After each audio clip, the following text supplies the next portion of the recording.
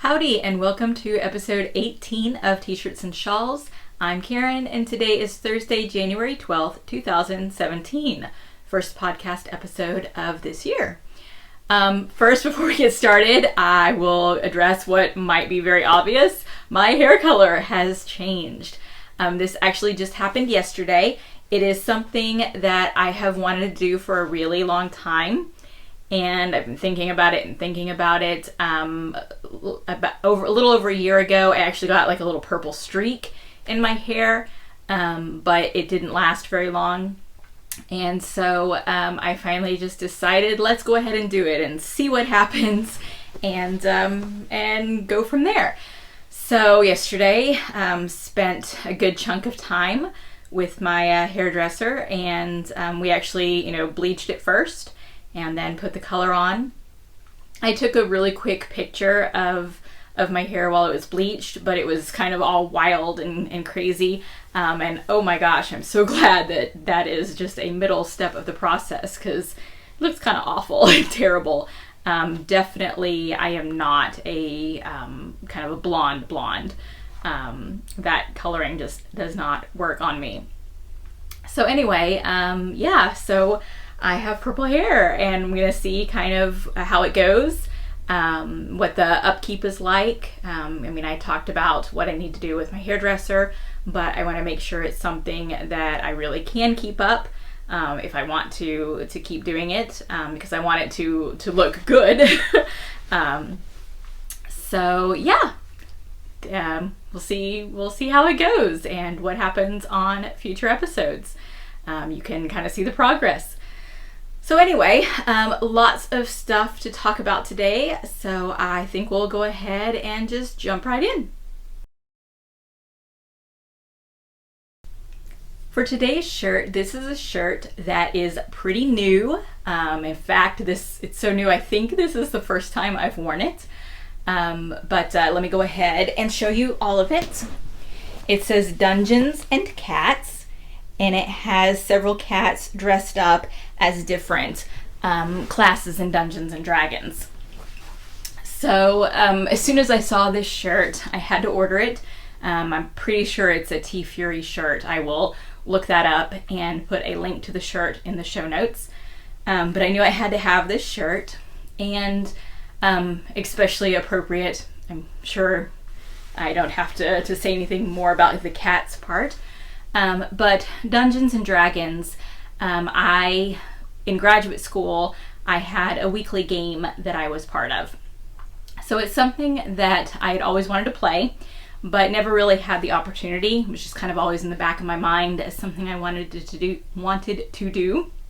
When I was an undergraduate in college, I got involved in an online role-playing game.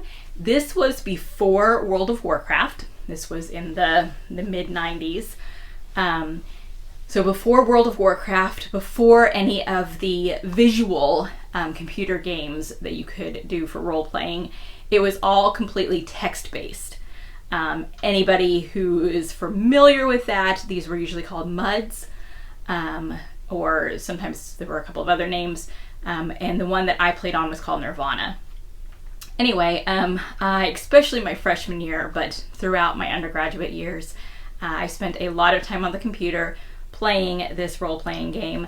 And I remember my friends and I would always talk about how it would be so cool someday that instead of text-based, it would actually be graphically based, and we would be able to see what was going on. And I think it was right around the time that I graduated that EverQuest and Ultima Online were released, and I didn't really get into those because I was just kind of busy, with graduation and starting my new job and all of that. And then I actually never have played WoW, mostly because I was afraid that I would get sucked in and spend too much time, because I know I did that with the text-based one. Anyway, but I'd never done tabletop, so actual, dice and paper and pencils and little figures. I'd never done that before. So when I was in graduate school up in Indiana, one of the other people in the department had been playing Dungeons and Dragons for years, and he was looking to put together a group. Actually, I think he already had a group, but I think there were some openings that needed to be filled. And so he asked me if I was interested, and both Jarrett, my husband, and I decided to join the group, and it became a really, really wonderful experience. So every week, I think it was Friday nights, may have been Saturday, but every week we would go over to their house, and he and his wife would cook us dinner. We would all eat, and then we would spend the rest of the evening playing in our campaign. And gradually the group members kind of shifted a little bit, but mostly we had a couple of other married couples that eventually joined us, one of whom watches the podcast. Hi, Gina. And it was just a really, really wonderful time. Both the playing of the game was a lot of fun, but also it was a really great social element. I really enjoyed having that outlet, especially with graduate school. Although most of us who were playing were in graduate school or the spouse of someone in graduate school. And we did talk about school. We also talked about lots of other things. And so it was a way to get away from some of the other stresses of the week, and to just have fun. And so the first campaign that I played in actually was one that I think we spent a good year doing that campaign and made it all the way to the end, which for my character I think ended really well, but technically was kind of a failure in our quest. Basically, my character had picked up this dagger along the way that was like this demon dagger. It had a demon in it, and when we were fighting our last, the big bad that we'd been building up to fight, I struck him the killing blow with that dagger, and he was the I'll just simplify. He was basically like the Prince of Hell. And because I hit him with that particular weapon, I kind of took over his job. I don't remember exactly all the details, but basically my character became the Queen of Hell, and all of the other people in the party were, I guess, part of that court, I guess. So I think it was kind of a neat ending, but technically, because we were no longer necessarily heroes, I guess that was considered a failure. Anyway, long story short, we had a really wonderful time, made a great group of friends, several of whom I am definitely still in contact with. Really, really miss some of those times. And since we moved to Texas, we haven't really looked that hard for another gaming group, but we definitely have not found another gaming group, and so we no longer play Dungeons and Dragons. So all of this is kind of a lead up. There's a reason why I'm in particular talking about it today. So this will come into play when I talk about something in the what I'm knitting section. There is a segue, a connection between those two things. So I will save that for what I'm knitting and go along and talk about today's shawl for now. But definitely lots of fun with this shirt, lots of different connections to be made. Today's shawl is hot off the needles. So hot, in fact, that it has not been blocked, and I still need to weave in the ends. But I'm super excited about finishing it. So there's really not a what I've finished section today. This is pretty much it, because it's all I've finished. But this is a shawl that I have been working on for quite a while, at least for me. I checked Ravelry and I started it last year in May. So fortunately, it didn't take an entire year to work on it, but it feels like I've been working on it for that long. So this is, and you have seen it in progress on the podcast. This is the Quaker Yarn Stretcher by Susan Ashcroft, and I think it's technically Quaker Yarn Stretcher Boomerang because it's a boomerang type shape. And so it is, you start out on this end and you have just a few stitches, and every few rows adds more stitches, and so you increase until you get to the other end. And it's really nice for using up whatever amount of yarn that you have, because you can basically keep knitting until you run out of yarn.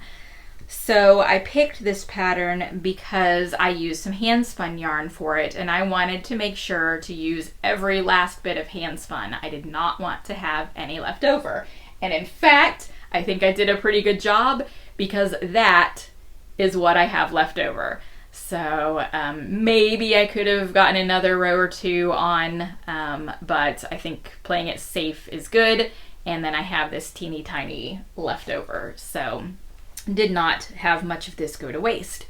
So this is handspun yarn. The fiber is Malabrigo. It's N-U-B-E, and I don't know if it's Nube or Nube. I don't know if it's one syllable or two, but it was something that I originally planned to spin as a fractal spin, but I didn't quite do it right. You're supposed to split the top lengthwise all the way, and for some reason I actually split it into different chunks and then split lengthwise. But it's still mostly kind of a fractal type of spin. And so that's why some colors seem more solid, some seem a little more striped. That's kind of what happens when you spin a fractal spin. And I am really happy with how this turned out. Like I said, it still needs to be blocked, so I will do that probably right after I finish recording this episode. And I am really happy to have this off the needles, and once I get it blocked and the ends woven in, I will be able to wear it. Although, I don't know, it's the weather got hot again here in Texas, and by hot, I'm not really hot, just like in the 70s, but definitely, warm, so warm that don't really need the shawl. In fact, I will probably take it off for the rest of the episode, because I'm already feeling that it's kind of warm. But anyway, I'm glad that I have it. Happy to have finished, and I'm happy that I actually knit with my handspun. This is not the first project that I've knit with my handspun, but I think I can count handspun projects on one hand. Yeah. And how many skeins of handspun yarn I own, it would take multiple hands to count that. So basically, I do a lot of spinning that I don't actually use. I have this whole box of handspun yarn that I have not used, and I've actually even sold some of my handspun, so I don't even have all of it that I've spun. So my goal kind of moving forward is to use more of my handspun yarn. So now that this project is off the needles, I'm going to go through that box of handspun and see what I want to work on next. I've already got a couple of potential project ideas, patterns that I might want to work with, depending on the yarn. So I think my goal will kind of be to always have at least one project on the needles with handspun yarn. So that means I need to go figure out what that next one's going to be. But for now, I'm definitely going to revel in finishing this one. Really like the way it turned out.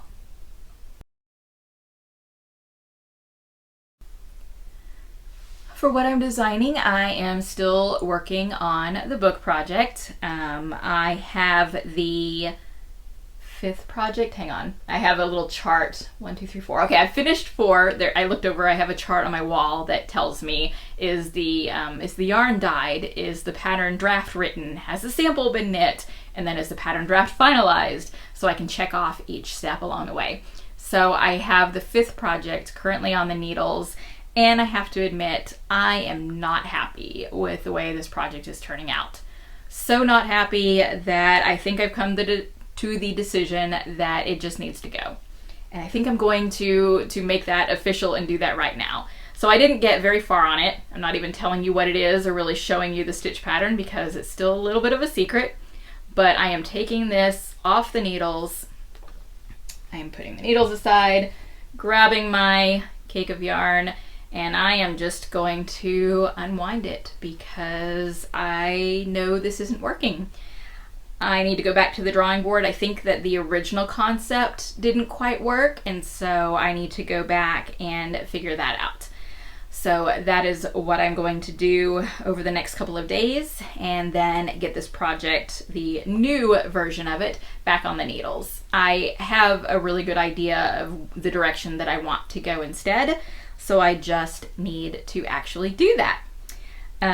So the other thing I've mentioned before, I have that the green shawl, La Belle Dame Sans Merci. That is almost ready. Today is actually the deadline for the test knitters, and there is one test knitter that is finishing up still, which is fine. I mean, today is the deadline. And as soon as I get the feedback from that test knitter, I will send off the pattern to the graphic designer to be laid out, and as soon as she gets that back to me, then I will plan to release that pattern. So look for it hopefully very soon. And there we go. Kind of a weird looking ball of yarn now, but there's that project frogged. I will redesign it, start it over, and work on the 5th project out of 9 for the book. And eventually, about a month from now, I will tell you the theme and the ideas behind the book. But until then, I will at least have the shawl pattern that will be coming out hopefully before the next podcast episode. Maybe right around there, maybe a little bit before. And that's what I'm designing. So my dyeing these days, I am focused on 2 things, the yarn club and self-striping yarn. So I'll start with the self-striping yarn. Basically, I realized that DFW Fiberfest, which is in April, first part of April, is going to be here before I know it, and my stock of self-striping is very low, so I need to be working on that now because it takes a long time to do self-striping. So that is what my goal is, what I'm focused on. Unfortunately, I had a little bit of a mishap with one of the colorways that I was working on. Let me see if I can find, I found the example here. Anyway, so this is a neon colorway, so the camera will probably not show it super well with the light. But this has technically 4 stripes. So the green, the neon green and orange are kind of thicker stripes, and then the blue is a thinner stripe, and so it alternates the thin blue, thicker orange, thin blue, thicker green. So technically it's 4 stripe, but there are 3 colors.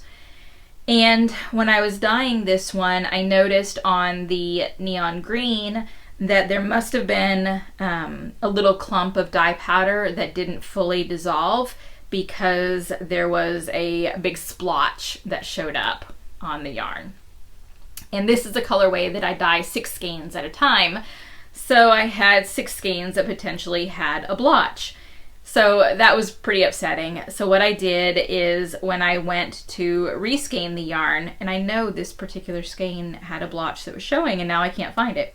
When I went to reskein this yarn, so I put it on the warping mill in the big, huge, long skein that I use for self-striping, and then I skein it off on my skein winder into the size that it ends up being sold as.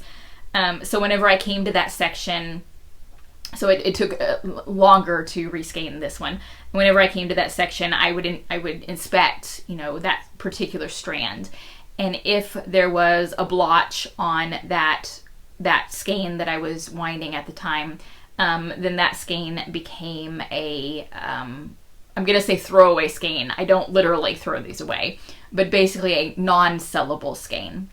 And then if I was able to make it through the entire skein without seeing a blotch, then it became an okay skein. So of the 6, 3 of them seem to have escaped the blotches. Yay! So at least it wasn't a complete wash.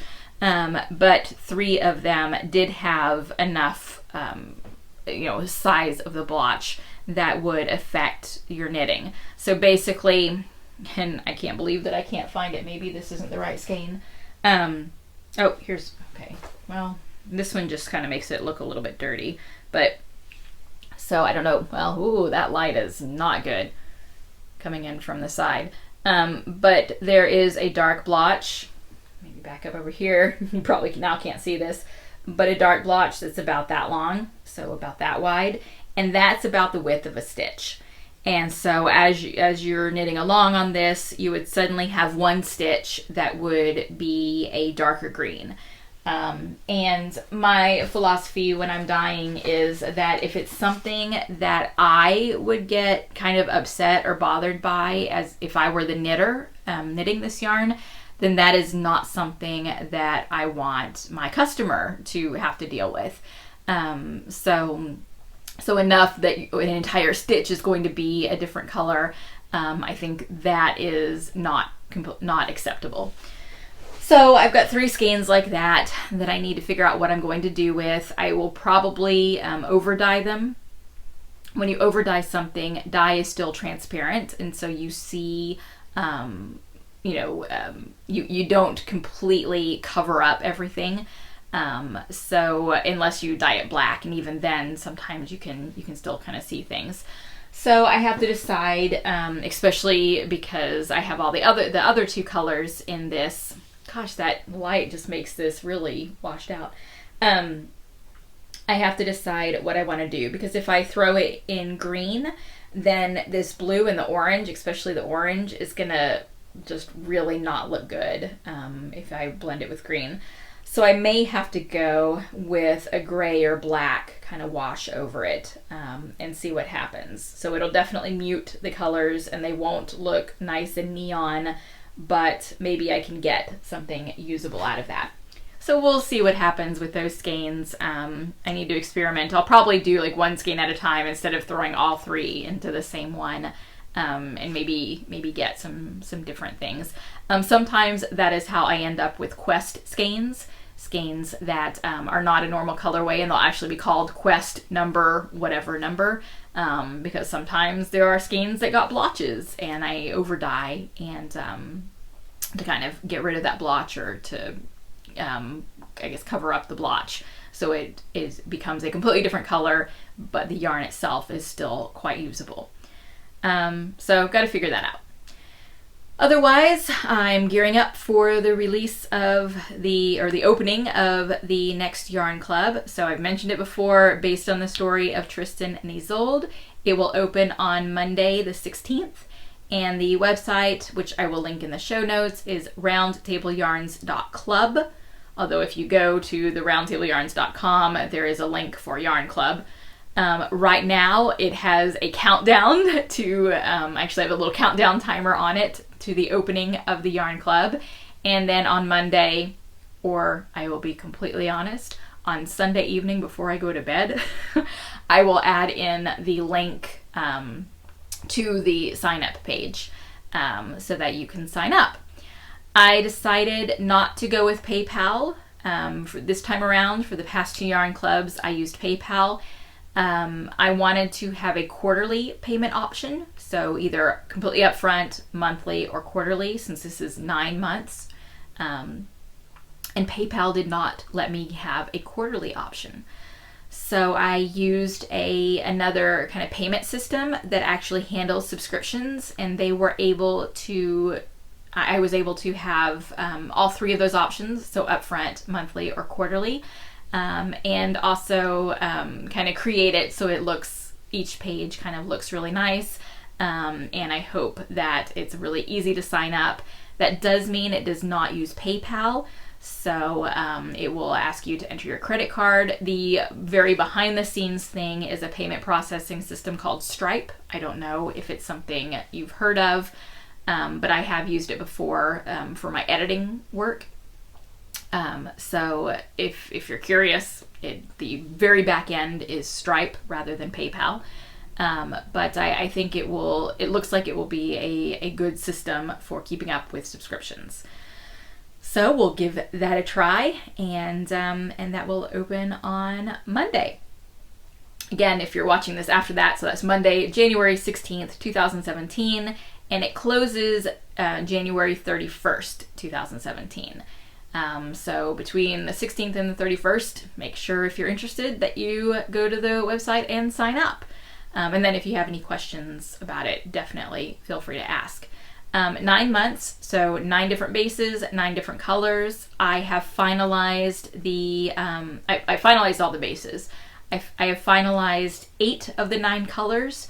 There is one that I'm still not 100% happy with, and so I need to do a little more experimenting with that one. The fortunate thing is that it's actually the very last one, so month number 9. So I have a little time if I want to kind of change that up a little bit. So I will be experimenting a bit more with that, but otherwise the first 8 colors are done, finalized. I just need to know how many people are in the club, and then I can start doing the dyeing and get those sent out. First shipment goes out mid-February. So I hope you will join the club. It should be a lot of fun.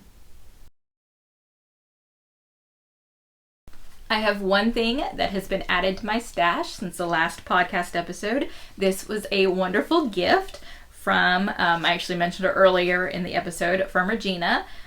So she was somebody that I met while I was in graduate school through our weekly Dungeons and Dragons game, and definitely still keep in touch. And on their way home, they live in New Mexico now, and they were visiting family in Houston, and on their way home stopped by in Dallas and stayed the night with us. And Gina brought me some wonderful yarn. This, which again, I opened the window to get a little light, and now the sun wants to completely wash out lighter things. I'll put it over here. This I wish you could feel because it is wonderfully soft. This is some alpaca and bamboo, so 70% alpaca, 30% bamboo. And the alpaca comes from an alpaca farm that is near where Gina lives. It is called Windrush Alpacas. It is in Clovis, New Mexico. So windrushalpacas.com. I will link that in the show notes. And this is, I think, just a really pretty color. I really like it. It's really soft. I think the blend with bamboo is interesting.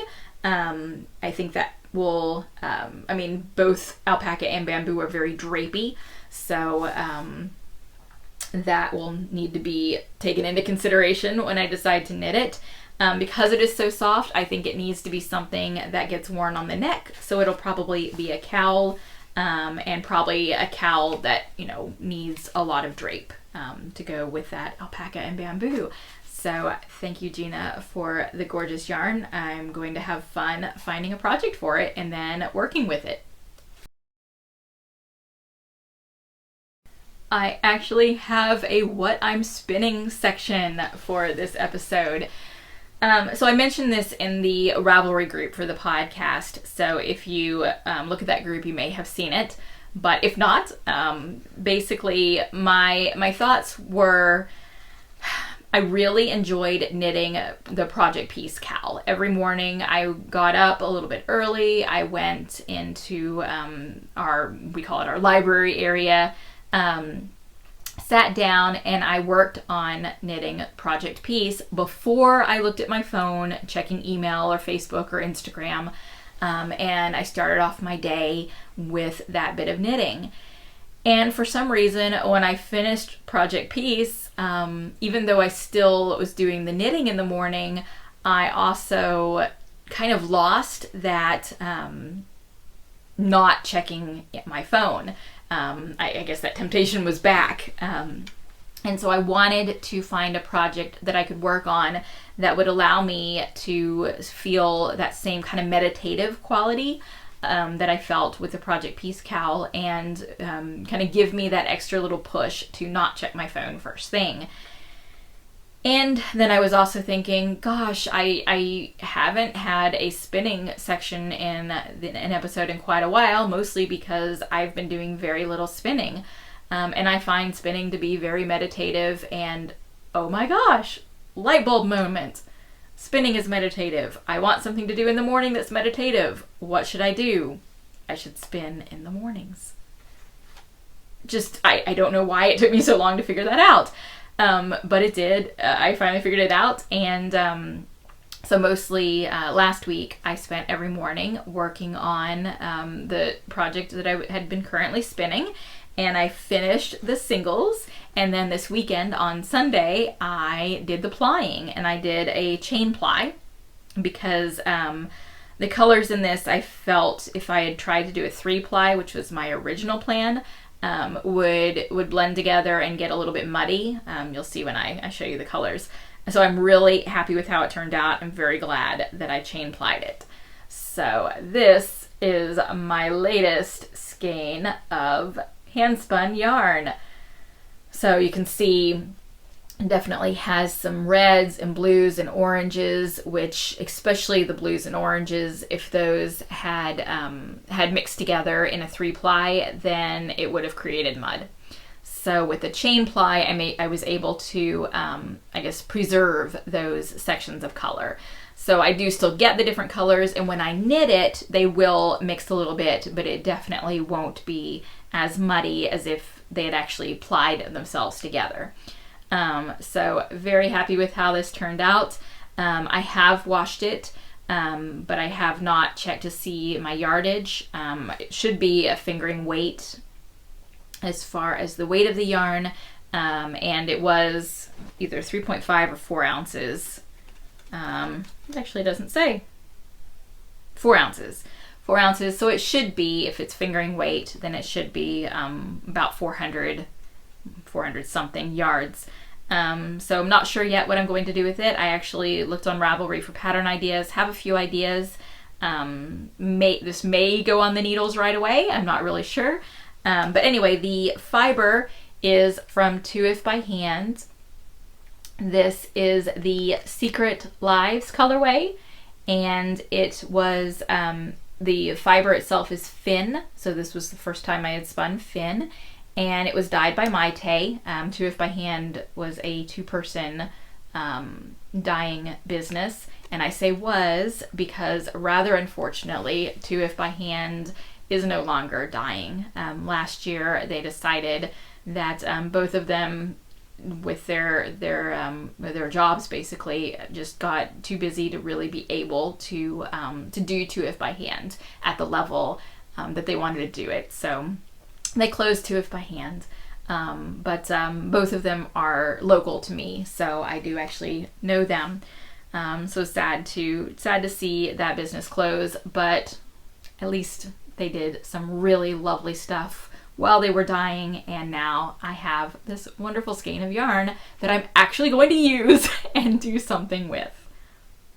And hopefully I will continue to spin in the morning and have more things to be able to show you.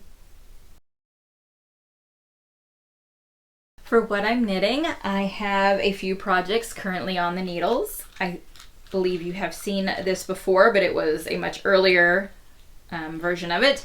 This is a sock out of my Exchange of Winnings colorway, which I believe there is one skein of this available in the shop right now. So the shop website is roundtableyarns.store. But again, if you go to roundtableyarns.com, there's a link for the shop. Anyway, so this is the newest self-striping colorway, and so this is the sample sock. And I probably have about that much more to go on the foot, and then I can start decreasing for the toes. So that should be finished. It should be finished by the next podcast episode for sure. And so that is something that I've been working on.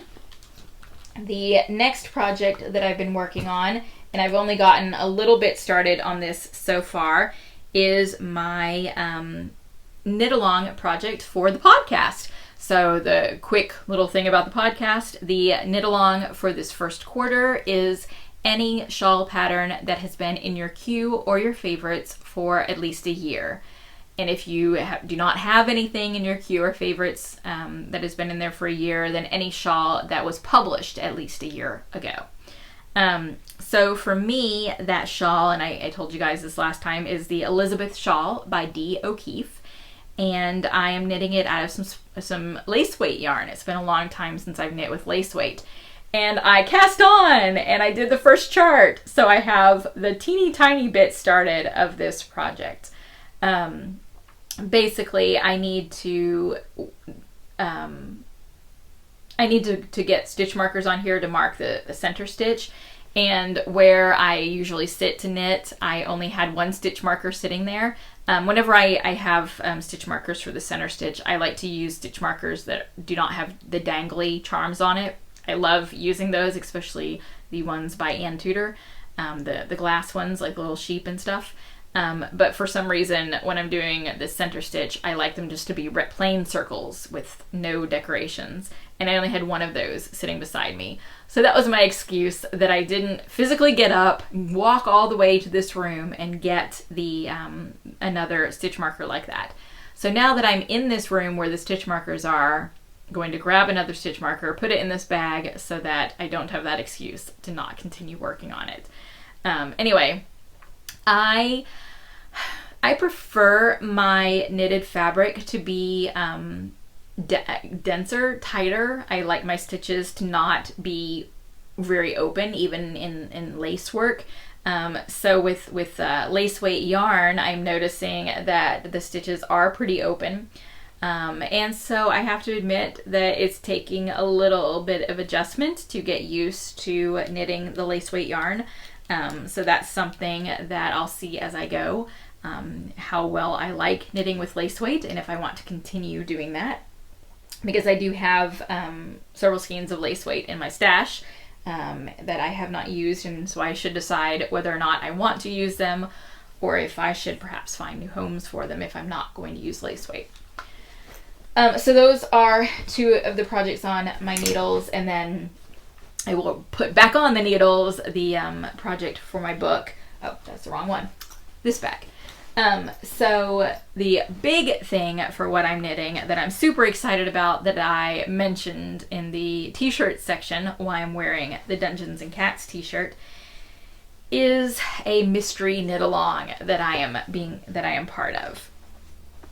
So right before the new year, so it was either December 30th or 31st, I saw on the Instagram feed of somebody who I've met through Roundtable Yarns, Tim, that he was starting this mystery knit along called Yarn Quest 2017 Heroes of Yarnia. And it seemed like it was like an RPG type of knit along. And I noticed that it was either stranded color work or double knitting. And I don't do a lot of those types of projects. And so I was like, well, that's kind of a neat idea, but I don't think that I want to participate because, I really don't want to do the stranded color work or double knitting. But I went ahead and looked at the pattern on Ravelry, and then I noticed it really is like an RPG knit along because you actually get a character sheet and you get to create your character, set up their class, pick an element and your alignment.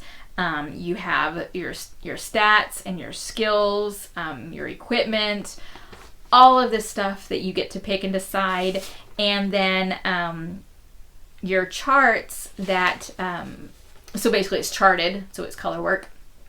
Whichever chart of that section you knit depends on the roll of the dice and how it fits with your character. So you actually physically get dice and all the role-playing dice, so your D20 and D10 and D8. If you have no idea what that means, that's just a dice with 20 sides or with 10 sides or with 8 sides.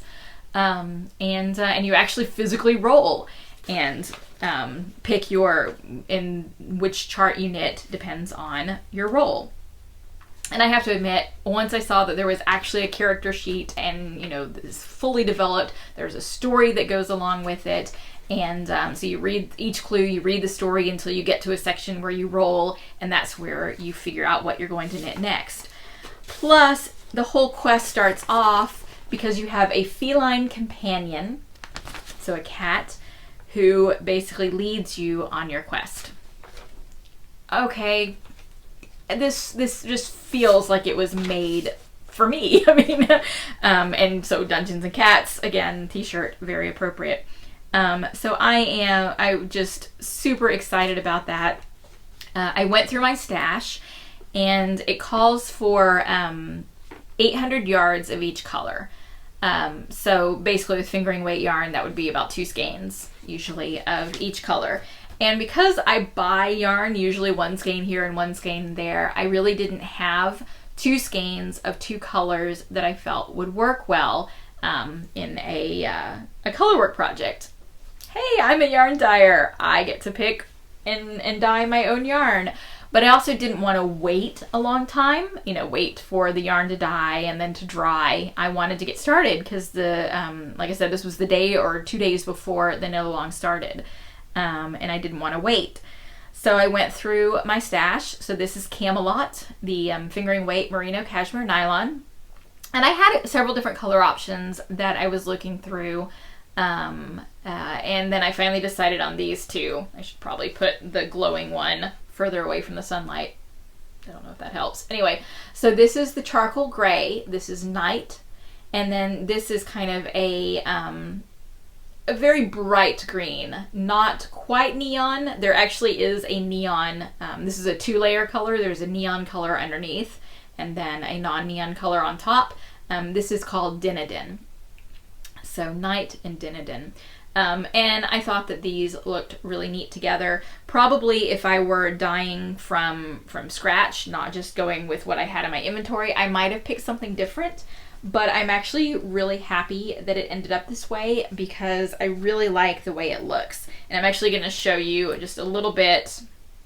I will show you the whole thing in a second. But I'm going to show you a little bit of the bottom so you can see how the 2 colors are working together. So I really think that it shows off the design really well. So I'm happy with the color choice.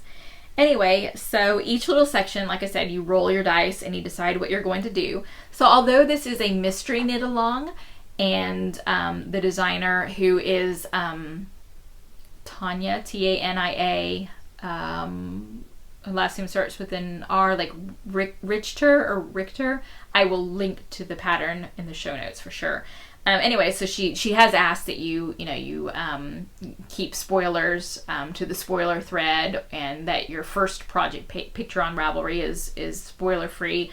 But in all honesty, if any 2 people come up with the same exact scarf, that will, I think, be really strange because, like I said, these are decided by the roll of the dice. So here is my progress so far. This is the part that I especially love, these dragons right here. I was so excited when I rolled for that chart and I got the dragons. There were 6 options there. There was a unicorn. There were a couple of different dragons. I think it was a phoenix or something like that.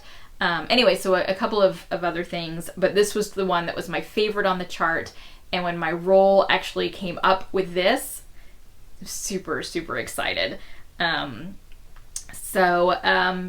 this is the progress I've made so far. Clue 2 has already come out, but I am still working on clue number 1. I have 2 more charts to do for clue number 1, and then I can move on to the next clue. But it's fun, and the ones right above the dragon, those are look like little penguins, and then the rest are designs. Anyway, really happy with how this is coming out so far. Like I said, you can either choose to double knit this or do stranded color work, and I'm choosing the stranded color work mostly because even though I've done double knitting in the past, I find double knitting to be just feel really slow, and so I decided to do it stranded. It's been a while since I've done stranded color work, so I usually hold 1 color in each hand. So I had to kind of get used to holding, because I usually hold the yarn in my right hand. I had to get used to holding the yarn in my left hand. But now, and I can really tell, like my tension for my floats, I can tell that up here it's better than down here. I'm feeling a lot more comfortable and confident with doing the stranded color work, holding it in both hands. So it seems to be working out a little better now that I'm getting further along on the project. So maybe this will, maybe I'll do some more stranded color work on future projects. Mostly I like to do cables and lace. But I am really enjoying this project, having a lot of fun with it, really loving reading the story that goes along with it. The designer has done an awesome job with coming up with this whole thing. So it's really exciting, and I am happy to be part of it. Thank you, Tim, for posting on Instagram, and really enjoying joining in. And that should be everything on my needles right now. So as far as what I'm reading and watching, I'm still not quite back into the reading mode yet. Still, I'm working on getting that more back into my schedule. But for watching, I finished binge watching Parenthood. I think I mentioned last time that I'd been watching that TV show. So I finished, I think it was actually this weekend, I finished the last episode, and really liked the show. I really liked the characters. It was neat in the last episode to kind of see some flash forwards of the characters, where they end up. I like it when shows give you that bit of closure rather than leaving things open-ended. So I'm happy that I picked that show to watch. Now I'm kind of at the point where I need to find something else to watch. I started watching a few episodes of The Crown, so that is on Netflix, and I have been enjoying it, and I will definitely continue watching it, but it is one of those shows that needs a little bit more attention, and so when I'm like rescanning yarn, I'm usually kind of up and down and moving around, and sometimes I definitely can't watch the screen as much, and also sometimes I miss some dialogue, which I've discovered with that show is really not a good thing, because you can miss some really important details. So that's more of a show that I need to kind of sit down where I'm not moving all around. I can definitely knit or spin while I'm watching it, but that is something that needs a little more concentration. So I need something to watch or listen to that doesn't quite take as much concentration, so I can do it while I'm rescanning, because I will be doing a lot of that, both rescanning and prepping for the self-striping in the upcoming couple of months. So that, as far as watching, our TV shows that we usually watch are currently on hiatus, but some of them are starting to come back. Like we got one episode of The Big Bang Theory, it was last week, and then that should start back up again next week. So I will have those things to watch in the evenings. But if you have a good suggestion for a show on Netflix that I can binge watch that you really like and you think that I would love to hear that suggestion. As far as what I'm reading, I picked back up Strangers in Their Own Land, which is the nonfiction book that I mentioned a few episodes back. So I'm getting back into that book. And then I did read the story, the Time Lord Fairy Tales, the book that I showed you guys last time. I did read the very last story that is based on Sir Gawain and the Green Knight. I haven't read any of the other stories in the book. I just skipped to that one. And I will say that it was a good little story. For someone familiar with Sir Gawain and the Green Knight, you can definitely see the connections and how it is a retelling of that story. However, it really was a very surface retelling of that story. So someone who really loves Sir Gawain and the Green Knight, like me, it was a little disappointing because it didn't dig very deep, and it completely skipped the middle section, the part in Bertilac's castle, which I think is just as important to the story. I mean, equally important to the whole, the first and last part with the meetings with the Green Knight. So a little disappointing that it just was a surface story, but then again, I don't really expect necessarily that it would have, really gotten deep into the story. So for what it is, I think it was a cute little story, cute little fairy tale, and it was fun to see it included in that book. And now I need to go back and read the rest of the stories in that book, which seem to be more typically the fairy tale that we think of, Cinderella and Snow White, those types of stories. So we'll see what those look like, Doctor Whoified. And I'm trying to think if there's anything else I've read or watched to mention, and nothing's popping to mind. So if there has been something else, I guess it really isn't that important.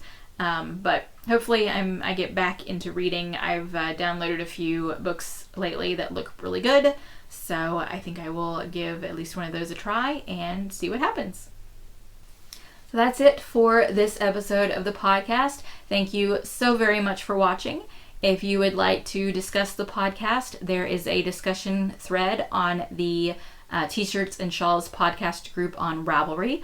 So please join the group if you haven't already, and feel free to come in and discuss. There's also a general chat thread if you don't have anything specific to an episode, but you'd like to talk to other people in the group. Definitely post there. There is a questions for Karen thread if you would like to post any questions that you would like me to answer on the podcast. You can visit that thread. And then there is, of course, the knit along, the first quarter knit along, which I mentioned earlier in the episode. So I definitely hope that you will join us for that. I'm already seeing some really neat shawls that are coming out of that, things that, patterns that have been around for at least a year. That it's kind of fun to, I guess, rediscover. Sometimes you get, at least I get, kind of caught up in what's new, and there are some really great patterns that have been around for a little while that definitely deserve to be paid attention to. So it's exciting to see that. And I will be back in 2 weeks to hopefully give you lots more updates. Should have at least one finished project with that sock that I've been working on, and lots more things to share. So I will see you guys again in 2 weeks. Thanks so much for watching, and happy knitting!